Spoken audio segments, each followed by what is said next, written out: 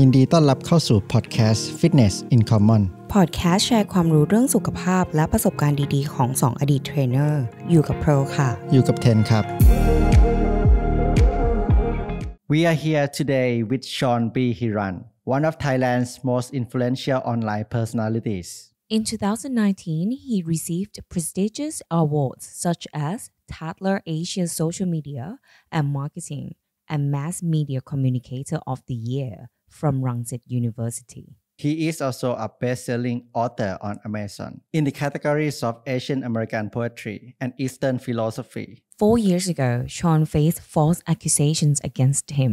After 4 long years, he was recently found not guilty of any crime in the trial court.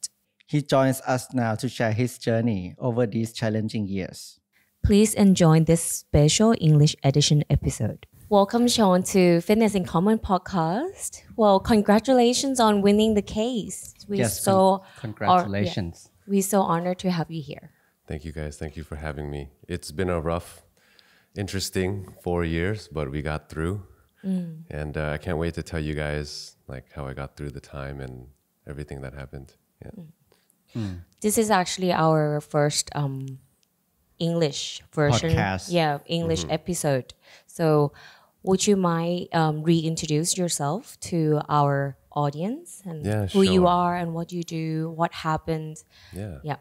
Of course. Okay. So I guess I'll start from the very beginning. When I was young, I always wanted to have a positive impact on the world. And that happened because I grew up in the United States, maybe watched a lot of Disney movies. And at the same time, I found out about dying, and you kind of have that crisis where you're like, oh, like what's going to happen after I die when you're young? At the exact same time, my school was teaching about influential people like Martin Luther King or Gandhi, and they all had a positive impact on society. So at the same time, I thought, okay, maybe we're born to have a positive impact on the world. So I thought, okay, when I grow up, that's what I want to do. So that's kind of why I started to do what I did, is to start making videos online about self-development, philosophy, and telling stories. Yeah. So then those videos went viral, and then that's what I did online. Was I would make content. This was how long ago? Like what? How old am I now? I'm 33 now. I started this about when I was 24. Okay. 24. That's amazing. Yeah. Yeah. You're 33 now. Yeah, I'm 33 now. I'm 31. Yeah. But I read your book. I remember reading your books like many years ago. The Wise of the Weapon? Yeah, Weapons of the Wild. Yes. Sorry. So yeah, I wrote books, and that was a bestseller here for 2 years, like #1 bestseller for 2 years. It's really good, actually. Have you read it? No. No? You should. Okay. I will. Yeah, thank you. And when I did the English release, it got on Amazon the #1 for new release in Eastern philosophy. On Eastern philosophy. Yes. That's amazing. Yes, thank you. Yes. And what sort of self-development content that you posted, and how I remember that so many people called you a life coach. What do you think of that? I think it's understandable. I'm not a life coach, but I think it's understandable because it's like when you share ideas, and some people might think, you're teaching them or things like that. But for me, I was just sharing things that I like to read, things that helped me. Yeah. And like maybe this could be useful to you too. So that was when people say that, I understand where they're coming from. But yeah, I'm not a life coach, and I never life coached anyone. Have anyone like reached out to you before, like, oh, I have this problem in my life, how can you help me? Yeah, people ask for advice.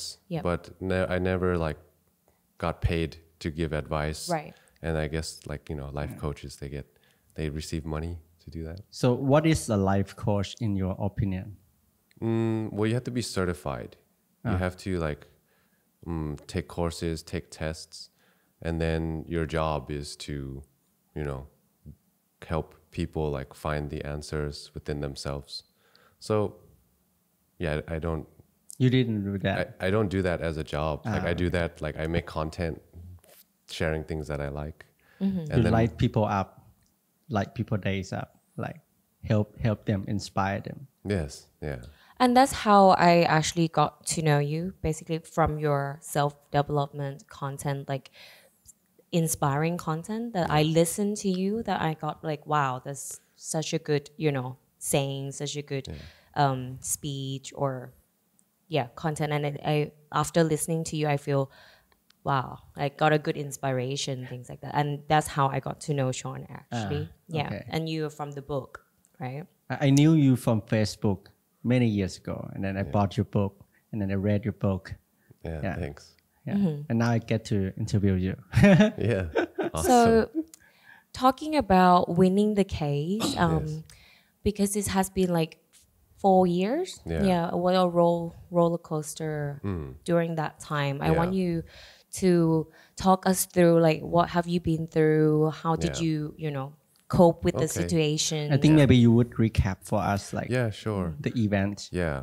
So I'll paint a picture from like at that time what it was like, right? So at that time, before the false accusations happened in Thailand, I just want to paint the picture like the influence that I had at that time. So Thailand had its first mass shooting at a mall, and like a lot of people, a lot of news channels would show the face of the shooter. I don't know if you remember this at that time. I remember. Yeah, and At the Paragon, right? No, it Is was that at Terminal 21? yes, Korat. Yeah, That was a bad one. like more than 10 people, and it took a long time to get the shooter, right? So the news channels would always show the face of the shooter. So, but I knew that you're not supposed to show the face of the shooter because I grew up in the States, and there's this thing called the copycat effect, and they have studies on it that if you make the shooter infamous, kind of famous, it will inspire other people that will want to do that too. Right. And it actually did happen 2 weeks later. Again, someone else started shooting too. In Thailand, right? Yes. But before that, I made a video like just urging people to, hey, I just want to remind you guys, like I know you guys don't mean bad, but I think you shouldn't show the face of the shooter on the news anymore because it will inspire other people to do it. So, and then I showed the study, and they eventually, the very next day, they put it all over the news, and then they took off his face. So they didn't show the face of the shooter. And I'm just telling that story to show that at that time, the position I was in, that if I said something, it kind of happened in the country. Yeah. Right. Like good impacts as well. Yes, exactly. Yeah. I would always try to have a good impact on the world, right? A few months later, I was accused of, I had some false accusations against me. And then all of that changed. So in that year of my life, I went from like hero to like, it looked like a villain. So that's something that happened to me when you said, let's talk about the case, right? So anything I said at that time, the media would twist and make it look like anything I said was wrong. So I just thought, okay, I'm not gonna fight in the media. I'm just gonna keep all my evidence, and I'm just gonna fight in the court. So that's what I did. And then the court case took 4 years, and that's why I stopped making content for a few years in Thai. So the last 4 years, I did keep making content, but it was in English. And Did you release it or did you post it anywhere? yeah, I posted it. Yeah, Okay. yeah, it was all English content. The first, let's say, I'll divide it into 4 years, because there was 1 year. The first year, the incident happened. Yeah. I felt quite, I had to process a lot of emotions. So I ended up writing a poetry book, writing a lot of poems that express my anger, my sadness, my grieving, new experiences that I had. So I just knew that I needed to turn my pain into something, or my experience, into something like art. So not to keep it inside, because then you get depressed. Yes. Because one of my mentors says the opposite of depression is expression. Wow. So if you start to feel depressed, you gotta express it. And there's many ways to express. You could talk, you could sing, you could do it through movement, dancing, or just moving like a lot, exercise. Yeah. But you could paint, you could do art, right? Writing. But I chose to write. Yeah, I chose to write poetry. Some people could just journal. So I took everything I wrote and I finished a poetry book. And then that book, during the first year that I was gone from Thai media, it became a #1 bestseller on Amazon for Asian American poetry. Can you share with us what's it called, the book? It's called Broken Times. Okay. Because, yeah, I felt quite broken at that time. You turned tragedy into something useful. Yeah, I turned it, like my pain, into art. And I feel like that's something that you could do. And it was useful to other people too. But can I ask, like, why do you think you got falsely accused just for this specific event? Oh, there's just misunderstandings in the media. Yeah. Yeah, and I just kept the evidence to fight in the court. I didn't want to show it online. Because you think if you showed it online, people will keep twisting anyway. Exactly. And then the opinions, one person opinion can be another thing, another person think differently. Yes. Right? Yes. So when that happened, that must have a lot of impact on your mental state. Yes. Did you have any help? Like, did you talk to anyone or did you have to go to therapy? Yeah, so my therapy the first year was definitely my self-therapy through writing and then expressing and then releasing it and still making content.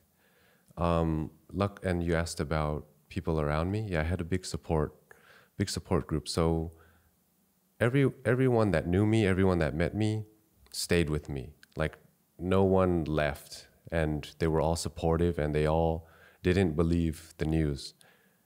So that's where I was lucky. There's some people that go through this. That's really important. Yeah. That's your people are with you, like were with you the whole time. Yeah. Every single person that once met me didn't believe it at all. Yeah. So I was lucky with that, and I had a support about, like emotional support, things like that. So you talked about your first year and you came out, released the book Broken Times. And what about like the next 3 years that you still having to cope with this situation? Yeah, so many things. The first year was that writing, releasing content. Second year, I think I started to get really into health and wellness. And I started attending retreats, started doing ice baths, started really like getting into exercise, yoga, things like that, taking care of my diet, because the diet affects your stress levels for sure. Like things, if you eat things that like produce inflammation, things like that, or even like coffee can make you feel a bit anxiety. Yeah. So I got really into that side. So I guess I would say second year was a lot of retreats, a lot of healing. There's a concept in psychology called the biopsychosocial model. Have you guys heard of that? Biopsychosocial model. Biopsychosocial model. Biopsychosocial model. That's long. So it's 3 things easy to remember, right? So this is one of the things that helped me a lot was knowing this concept. So bio is your body. Yeah. So in order to have in this concept, in order to have good mental health, is you take care of these 3 things: your bio, which is your body; your psycho, which is your mindset, your beliefs; and then social is your social surroundings. And I include social media. So throughout this whole time, bio, I took care of my body, sleeping, eating, exercising, right? Psycho was the mindset, which I already had over the last years of developing. Like I would do meditation. I would have like a positive outlook on life. Like I would always believe that this is happening to me for a reason. It's making me grow. When I come out at the end, I'll be stronger than before.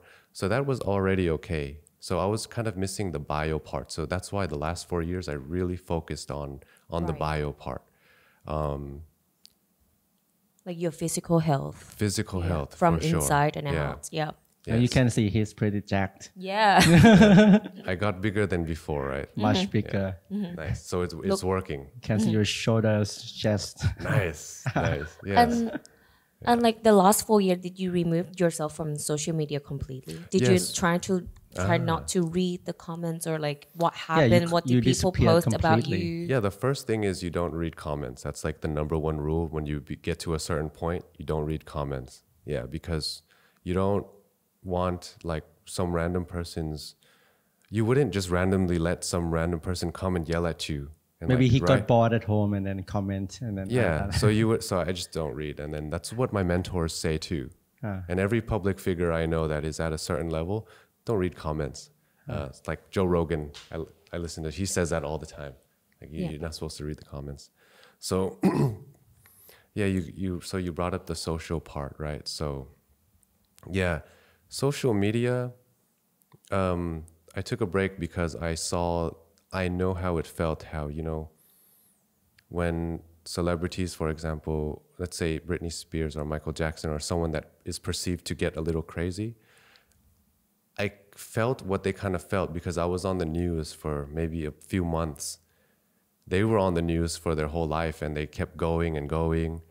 And then eventually they have a mental breakdown, right? Some of them shave their heads, some of them, like kill themselves. Yeah. And I didn't want to be like that.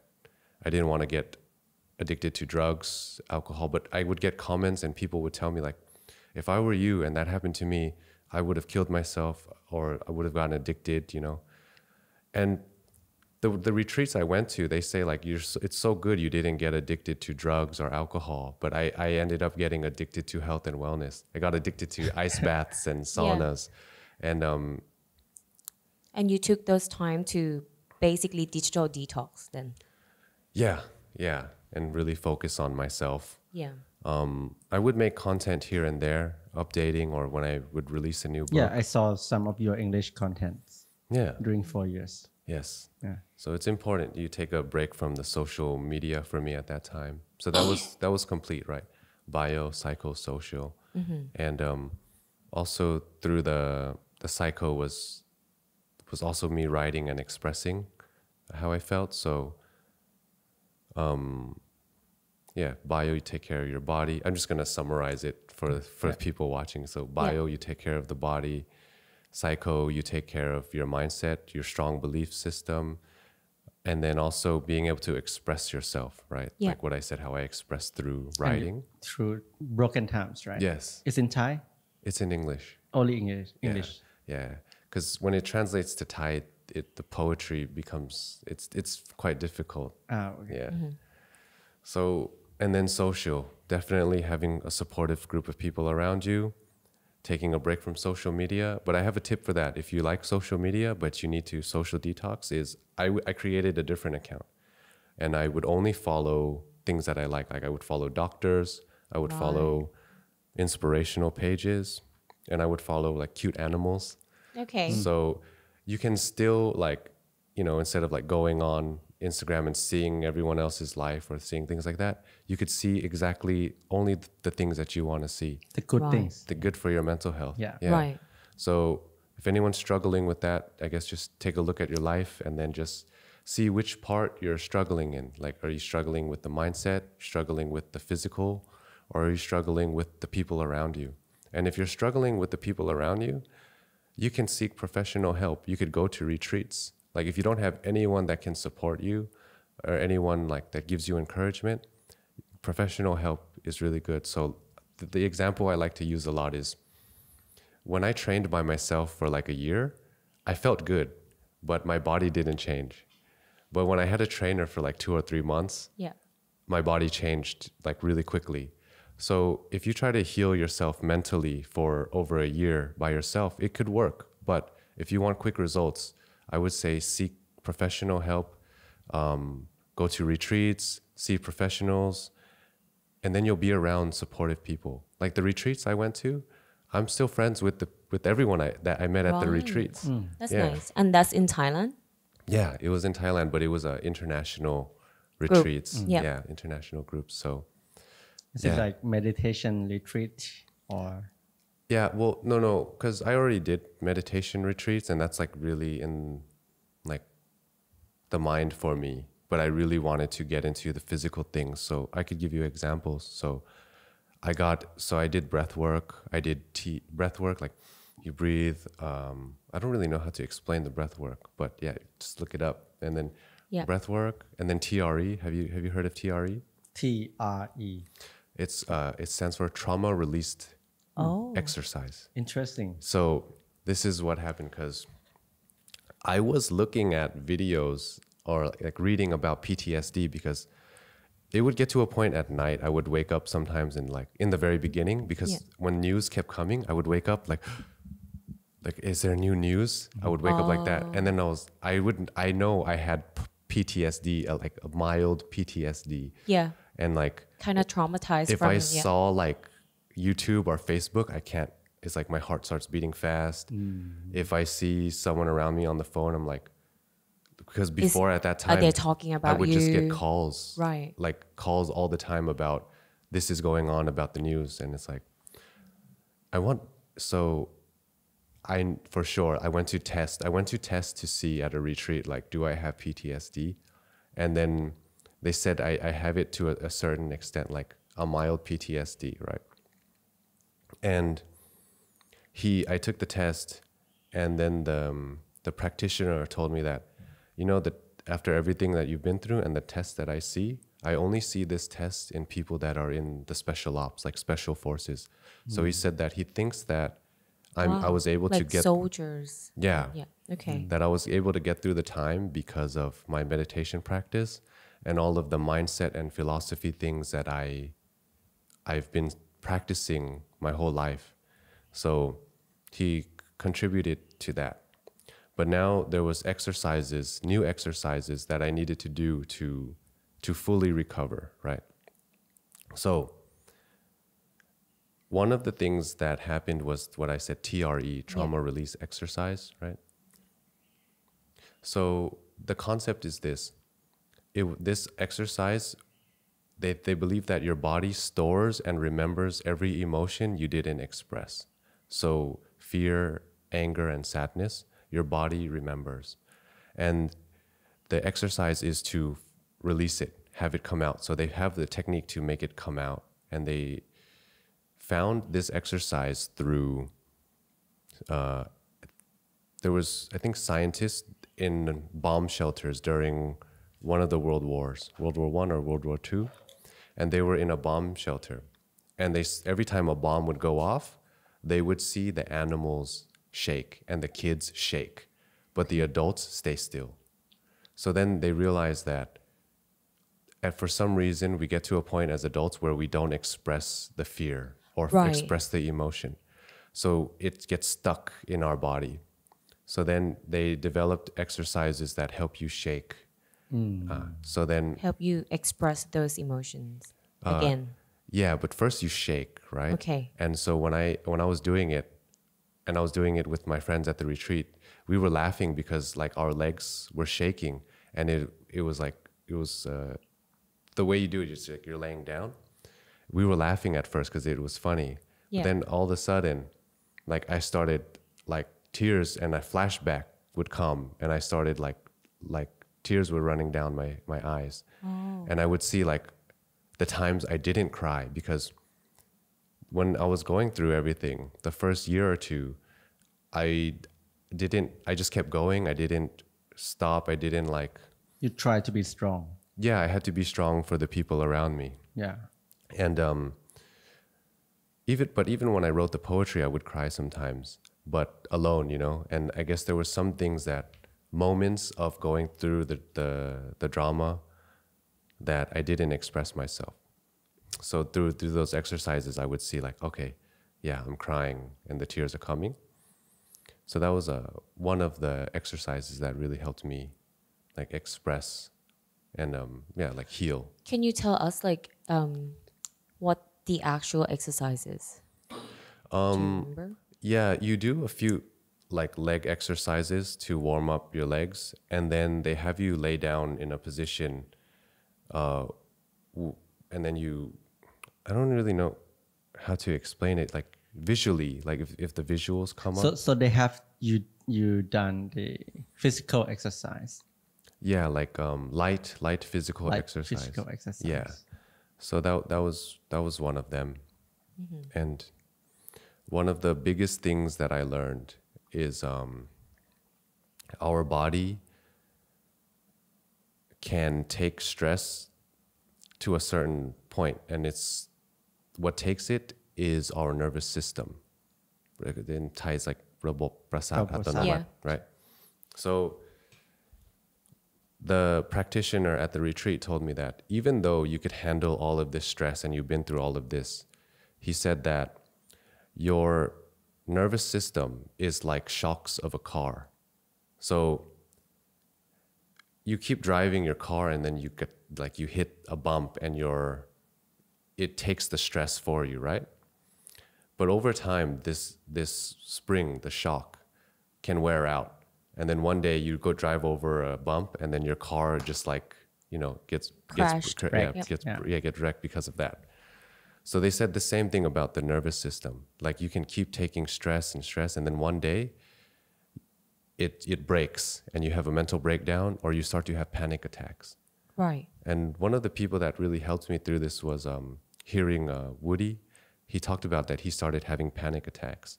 So I thought, I don't want to have panic attacks. So that's why I had to learn these things to heal because... Before that happens. Exactly. So you did that. But did they guide you through healing the trauma, like verbally? Oh, verbally. Or just physically where you shake? Okay, I did quite a few things. Verbally, one would be there's one called okay. There's another therapy or like practice called EMDR, and this one you need to how do you say? Like not everyone can learn this. Yeah, it's got to be someone with like a certain degree in the medical field to learn it, and it's what they use to heal soldiers that have PTSD. And then, how do you say? That one is it's kind of verbal. It's like it has to do with like moving your eyes back and forth. And then you'll go back to the memory and how you perceive the memory. And then we change how you perceive the memory. Okay. And then you feel better about it. Right. And then the EMDR and with the eye movement is kind of to just... What is EMDR? It's like, I don't remember the exact name. But okay. But I feel like that is like timeline therapy. Like you went back to your past, you reinterpret your past, and then you feel better about it. Oh, is that what timeline? Yeah, it could be similar. But yeah, timeline therapy, like everyone in the world could learn it, right? Yeah, but EMDR is like you actually have to be a professional in the medical field to learn this one. Right. Yeah. So that one was kind of like verbally as well. Yeah. So you did a lot of retreats to help with your mental health and yeah. Yeah. Was it in Chiang Mai? It was around in the north. Yeah. What about like social, the actual society, like outside, like when you falsely accused, right? Like when you walk around outside of your house or like go for grocery shopping, when people recognize you, did you ever experience some sort of like negative attack or people like come up to you like the first few weeks after the news? Yeah, good question. So there was a time that I was helping cleaning near a monument in Chiang Mai, right? There's like three kings, and then I would help clean it and still doing community service. And there was someone drove by on a motorcycle, and then he yelled something at me, and then I looked, and then he said, "Sean will always remember you. We believe in you." And then I was like, oh God, like I'm so glad it wasn't like something bad. Yeah. More trauma. Yeah. Right. So I've never had any bad interaction outside. in real life? No. Zero. It was always like, if I'm walking in the market, Encouragement. yes, people felt bad for me. And they that's would give me, nice. I would walk in the market, like Hua Hin, like people would, or like any market, like the wet merchants, market. Yeah. like the aunties and uncles, they would give me food. Oh. Like they're like, they like felt bad for me, and they would just like want to support and show support. And I just felt going outside was nice actually, but Yep. inside for me, did I want to go outside at that time? I don't think I wanted to go outside, but I was still going out doing community service. But having known you and then having been with you for a few days, I feel like people around you are really nice. And also when you walk on the street, people Yeah. are like really nice to you. Yeah. Yeah, there's no bad thing about you. Yeah. And I hear this a lot from people too, that the only bad things happen online, like Right. and like in real life, like nothing's like has happened. Yeah. And then it's a funny thing. Yeah. Like you would think there would be something outside, right? Yeah. But thankfully no. Yeah. Well, that's good. And so after winning the case, how do you feel right now? After winning the case,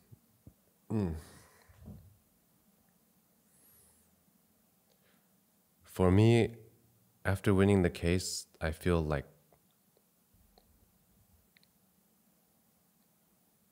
I don't know if the word is normal, but I feel like I've always known that I always had good intentions for society, and I didn't do what they accused me of doing. Yeah. But it's just time for everyone else to know now. So I guess I feel happy that my fans, my supporters, my friends and family have a verdict to show people now, and they can like be at ease and be sure as well that, okay, if anyone says anything, I'll just show them this, and they're สบายใจ. How do you say that in English? Relief. Yeah. The relief of my friends, my family, and my fans, that's the one that makes me feel the best. Right. Like, and I don't care, like, the people that don't believe in me, they'll never believe in me. So I just don't even focus on them anymore. So that was one of the big lessons I learned. And I'm only going to focus on my fans, my friends, and my followers now. And my fans, my family, and my friends now. Yeah. Yeah. The one that cares for you. Yeah, exactly. That's good. Yeah, there's no point caring about haters. Yeah. They call it the court of public opinion. The court of public opinion. Yeah, because he won the court, the law court. Yeah. It's fun going outside here in Phuket, and then everyone's like congratulating you were there. Yeah, Yeah. I see Yeah, you like- everywhere. Yeah, it's like I'm so glad that Oh. the good news spread as well, because there's a quote. It says bad news travels fast and good news travels slow, but it seems like the good news traveled, because everywhere I go right now, I'm getting congratulations, and it's I love it. It's just like finally, after 4 long years of people like kind of like, what happened? Did he really do it? Some of the news was even saying like, I stole 40 million baht and ran away to a different country. And some people even come up to me and say, oh, you're back in Thailand? But I was like, I've been here this whole time. The only thing I left to do was launch a book in Singapore. Right. Yeah. Would you say that the false accusation stole your life for 4 years? That's actually, that's a good question. So you can think that, like, sometimes I even think it paused my life for 4 years,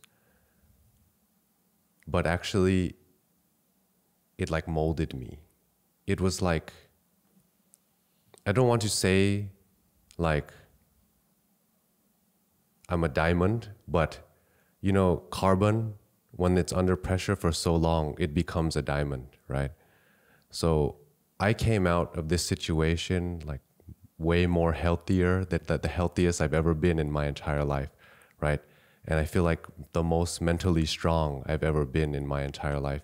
Wow. And also the people around me are like the best people I've ever had in my entire life. Like the people that just were around me to make content and like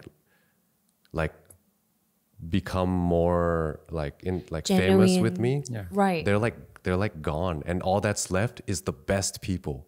Right. So it's like my health is good, my relationships is good, and that's Friendship. that's the most important thing. Like when people die, when they're old on their deathbed, all they want is their relationships, and then they want their health, right?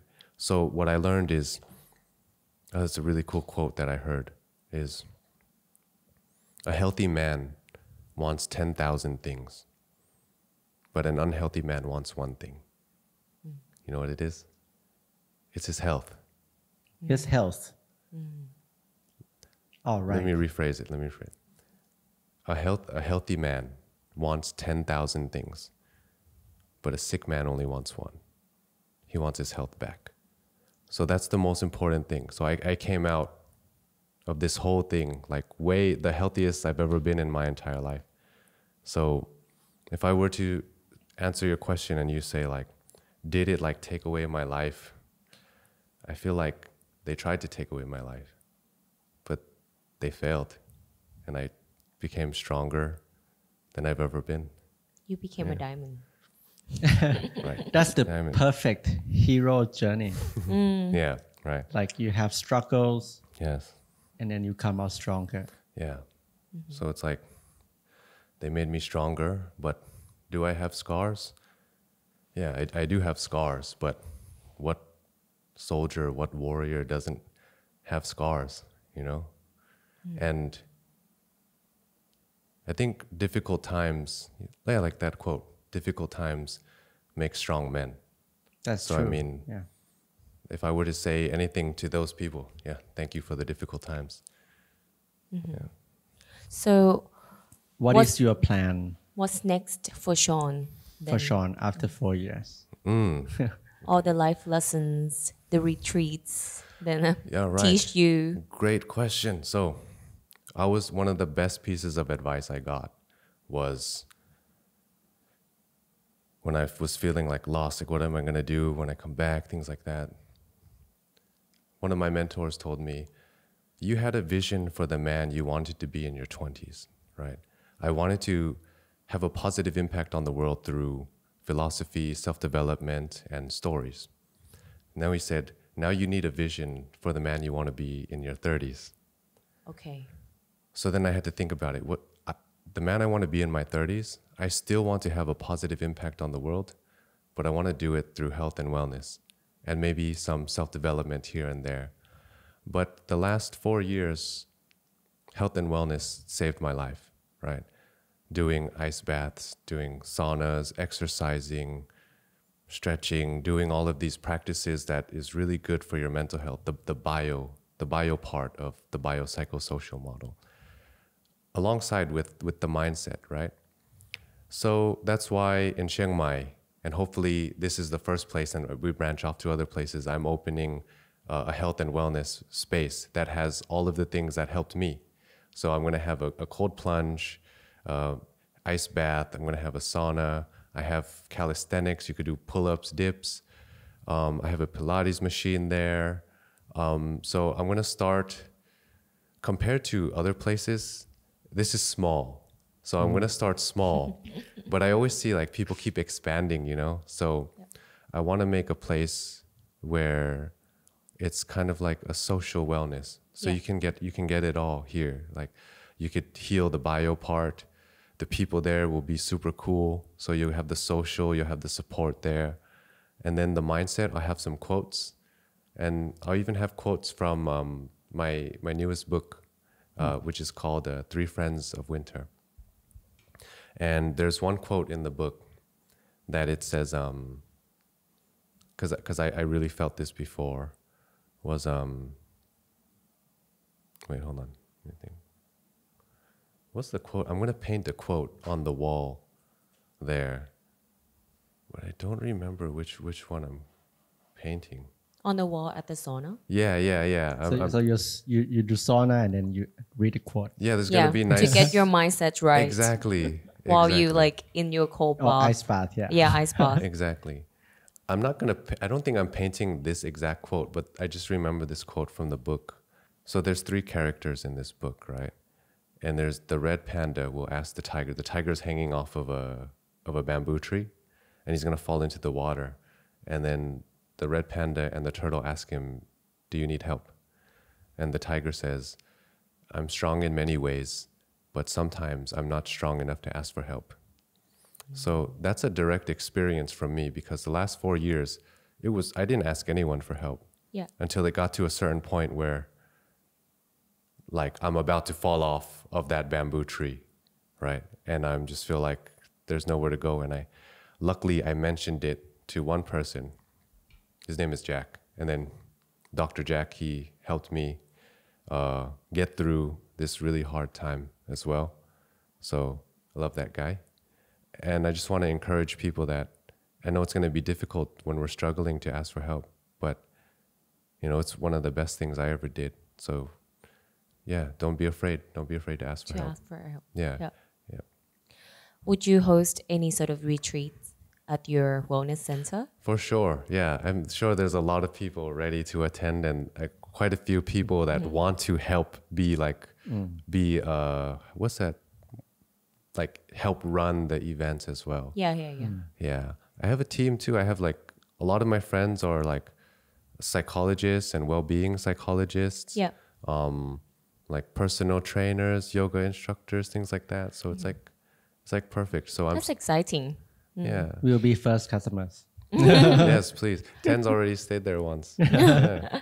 Can you talk to us about your new book as well? Yes. That you just mentioned? I'd love to. So I've never told you about have I told you about the 3 trees yet? No. Okay. So the 3 Friends of Winter is the name of the book, and it has 3 cartoon characters, right? But the concept of 3 Friends of Winter is from an ancient Chinese art. It's called the 3 Friends of Winter. Right. And there was a philosopher in the mountains, and during the winter he saw that everything died except these 3 trees. It was the pine tree, the bamboo tree, and the plum tree.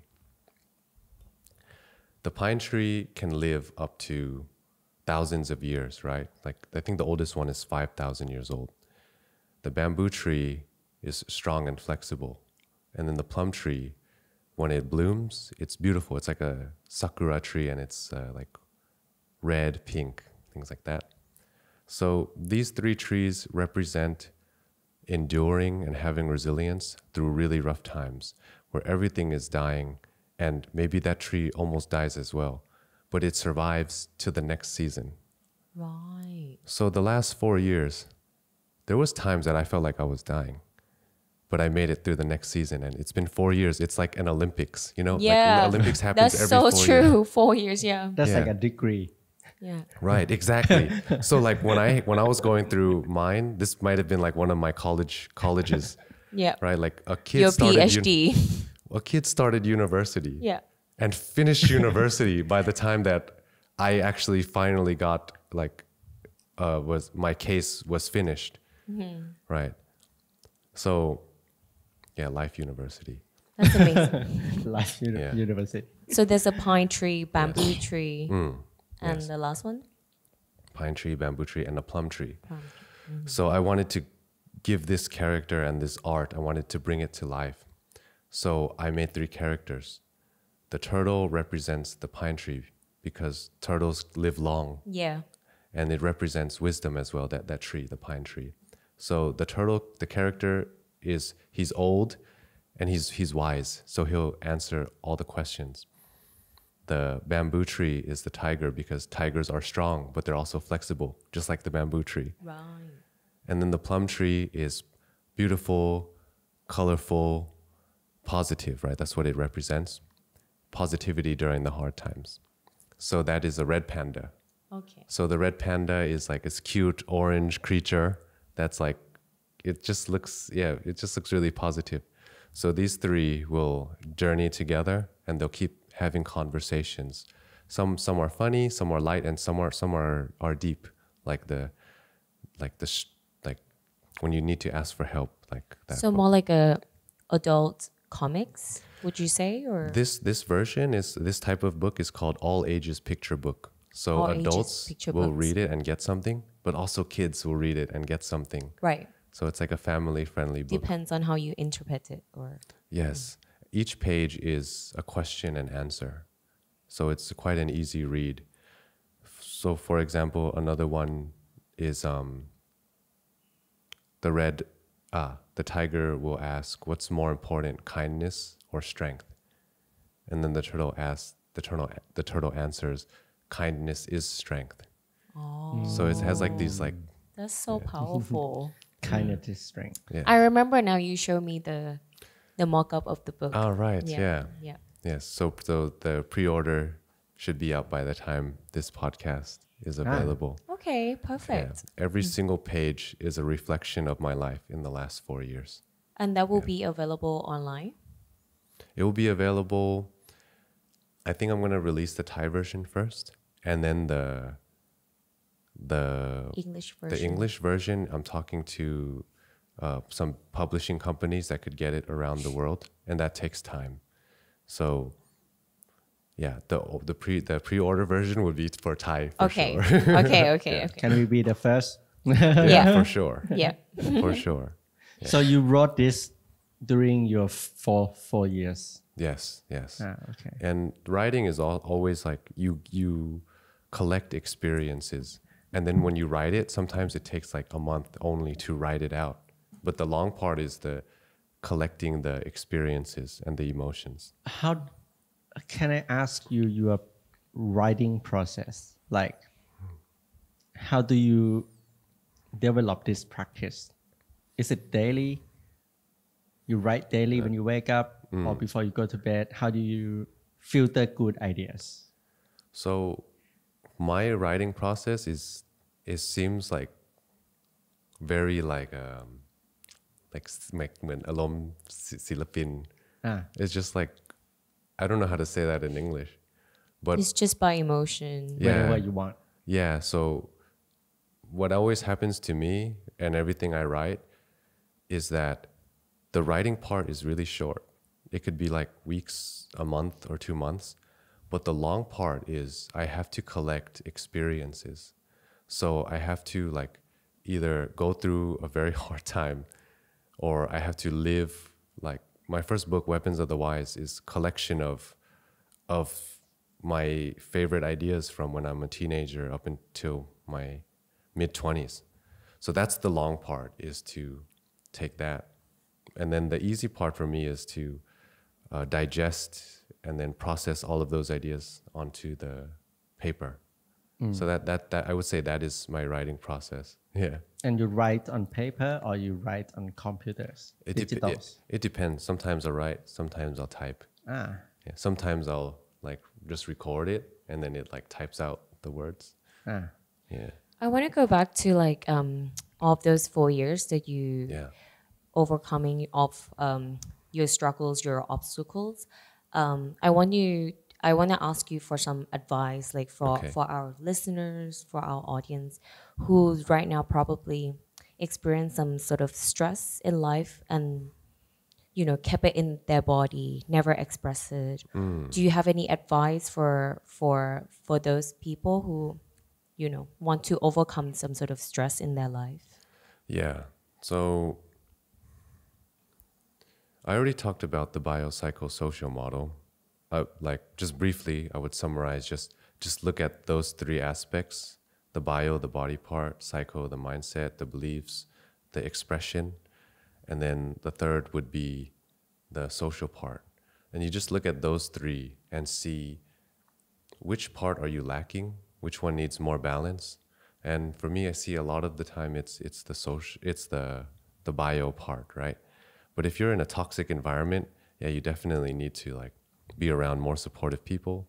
If you can't find and if you can't afford, you can always look online and listen to supportive and podcasts that are inspirational or encouraging or just like really informative would help as well. Like for someone that's going through stress or a hard time, I have quite a few stories that really helped me. Maybe I'll ask you guys which one you would want to hear. So there's three stories. The first one is involves a tile and a statue. That's one. And then the second one involves a carrot, coffee beans, and an egg. Okay. And then the third one involves flour, like raw flour, a stick of butter, and a raw egg as well. So you guys can choose which one you guys want to hear. Okay, we will go with the last story. Okay. You didn't ask my opinion. The butter, the flour. Flour, yeah. I And the agree. eggs. Yeah, let's do that one. The protein, the fat, and Why did you guys choose this one? because that's It butter. sounds, I don't know, it sounds beautiful. Like a flour and a butter sound yummy. Yeah. Okay. Yeah. So yeah, it's raw flour. So this one helped me, and it's just to answer like if someone's going through a hard time, maybe this story can help them because it helped me. So I didn't write this story. I heard it. So just out there. So it goes like this. So I'll ask you guys like, would you guys eat just raw flour, that white flour? Would you just eat that? No. I would. What? What? Wait, why would you eat raw flour? Oh, some flour is edible. But you would eat it. Yeah. It's so dry. Okay. But it doesn't taste good, right? No. Right. Okay. So Yeah. So I'm gonna I read would it. try. You are ruining my analogy. Sorry. I said no. Yeah, right. You're supposed to say no. Okay. Okay. It's okay. We'll edit the short. Will be like, there. Yeah. Okay, let's do it again. No, it's fine. The short. I'll just yeah. So I'm not gonna ask you anymore. I'm just gonna say. So usually, people wouldn't eat raw flour, and then they wouldn't just randomly eat like a stick of butter. And some people eat a raw egg, but you eat a raw egg, everyone knows these things don't taste good by themselves, right? Yeah. So they don't taste good by themselves, but these three are the ingredients for cake. So when you mix it together, it tastes good. So it compares to life. So life sometimes is a mixture of emotions that we don't like or situations that we don't like. So life is full of tears, full of sometimes we're angry, sometimes we're embarrassed, and sometimes we feel a lot of pressure. Those things alone is like doesn't taste good, doesn't feel good. But when you combine them together, right? The last 4 years, what I've been through was lots of anger, lots of tears, embarrassment, a lot of pressure. Anyone that's going through things like that, it's like you're being molded, you know, all of those things together make you someone stronger. So it's like life is kind of molding you into a cake. So you kind of just gotta see the things that make you cry, see the things that make you angry, and the pressure that life is just giving you these ingredients just to make you the best that you can be. So if you're feeling tired, if you're feeling like you want to give up, just give yourself a break. I would tell myself, there was days like I wanted to give up, but I would just go to sleep. I would say like, okay, I know you're thinking that now, but just go to sleep, see how you feel tomorrow, and tomorrow I'd always feel better. So yeah, whenever you're experiencing these types of emotions on their own, just know that life is molding you into a delicious cake. I like That's that nice. word. Yeah. Molding. Yeah. That's nice. That's really good. Yeah. Because if you never experience any difficulty in your life, you're never going to learn anything, right? Yeah, exactly. But it's gonna be there anyway, the bad experience. You cannot avoid it. No. Yeah, bad experiences. Some people are lucky, like they don't run into that many. Yeah. Would you have another 4 years of I don't know what's gonna happen? For me, I feel like a lot of people tell me that in life, what I went through is like there shouldn't be anything else like more worse or more extreme than this. but I always think that the worst would be like worse than this. The only thing that could be worse than what happened was losing someone I love and then losing health of the people I love or even myself. So yeah, I would not want to experience those like things like that. But the last 4 years, I'm definitely grateful for them. Okay. Yeah, after going through it. Yeah. I think for a lot of listeners, they can learn a lot from you, like the hard times, the difficult times. Yeah, I think today's episode was really informative and really useful for all our listeners. You know, some of us or all of us could get big inspiration from you how to cope with their stress today, how to manage some difficult times, some difficulty in life, because there will always be one of those moments in life. Did you one question, did you get depressed at any point? And if so, can you tell? Yeah. So clinically, depression is if you feel there's a criteria. So let's say there's 5 criteria, like you have no passion, you sleep all day, you have thoughts of hurting yourself. Like let's say there's 5 criteria. If you meet these criteria, and in order to be like diagnosed depression is that you feel it for an extended period of time. So I'm not too sure how long it is, but it might be 2 weeks. So 2 weeks, and also you have to lose function. So if you lose function in relationships, right? If you lose function in work, and if you lose function in taking care of your health, if you meet these criteria for 2 weeks, let's for example, then you are diagnosed depressed. But if you feel it for a day, 2 days or 3 days, and then the next time you feel better, then you're not technically depressed. It has to be over a long time. So in those terms, like with that criteria, I wasn't depressed, but I did have mild PTSD. Yeah. And the PTSD was from being, I guess, bombarded with like fake news about me over a month, 2, 3 months, receiving phone calls and seeing like all these things.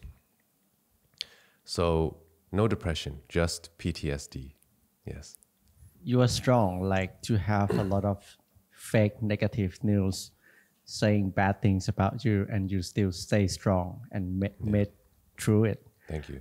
Like some people might get one bad comment and think about it all year. Yeah.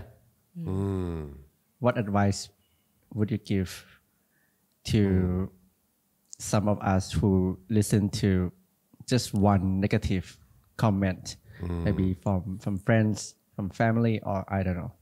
Yeah. If it's online, the first advice is don't read the comments. But you know, sometimes it can't be avoided, and sometimes you just see a random comment, right?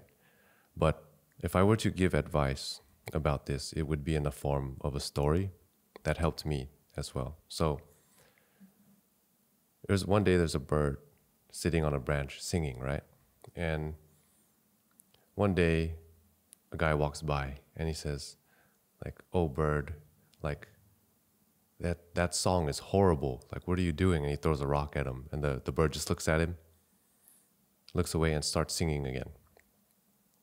The next day, a guy walks by and says, like, "Oh bird, like what a beautiful song you're singing." And the bird just looks at him, looks away, and continues to sing. So the bird doesn't care if someone's saying something bad or something good about him, because the bird is just doing what it naturally does, which is sing.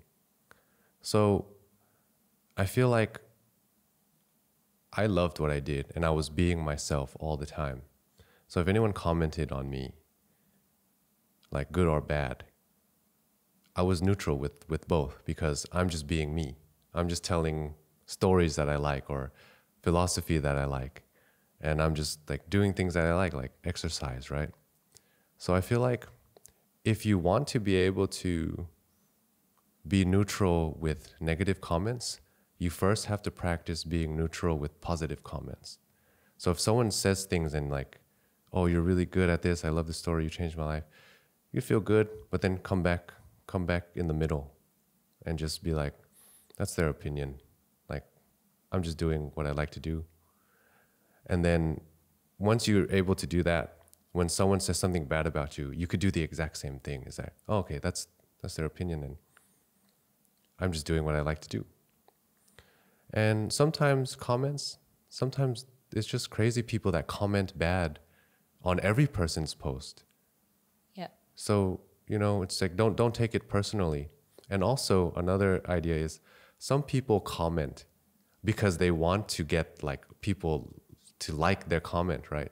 So sometimes they'll just think of the craziest thing to say just to get other people's attention. So they're seeking attention as well. So that's one. And then some people are just contrarians, which is they like to do the opposite of what other people do. So if a lot of people like you, sometimes this person just wants to be different. And then they're going to contradict like what everyone is saying. And then the last one is, what is it? There's contrarians. This one helped me a lot too, is that everyone likes different type of music, right? So you could look at yourself as a genre. So if my genre of music is like classical music, not everyone's gonna like classical music. Some people like rock and they hear classical music and they're like, I don't like this, I don't like what he's doing, I don't like what he's saying.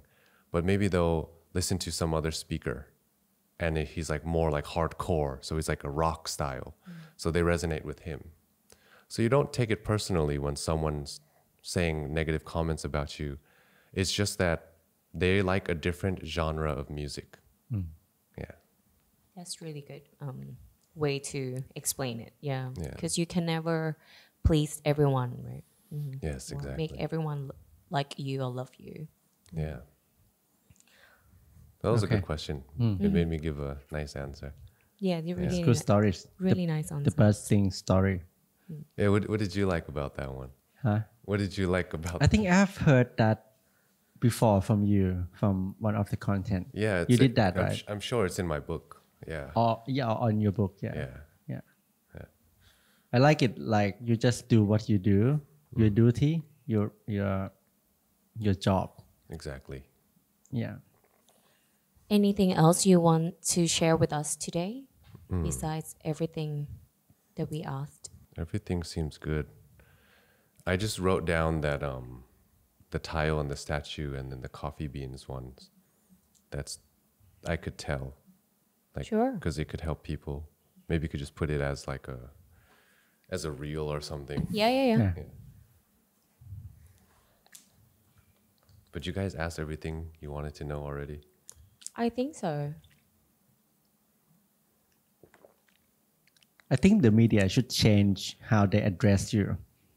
Not life coach, but as a poet. Oh. Thanks, man. Yeah, because I never... Because you can recite many poems. Yeah. But more like... not poet, really? I don't know. Well, I do have a poetry book. Yeah. No, I know that. But I mean like on the media...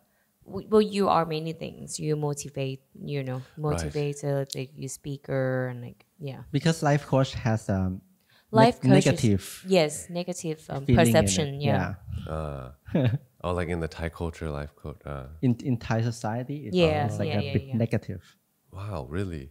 It's like they're taking money from you. What the hell? Yeah, it's like that. Yeah. It's like they're taking money from you. I see. Yeah. It's like fortune teller. Yeah.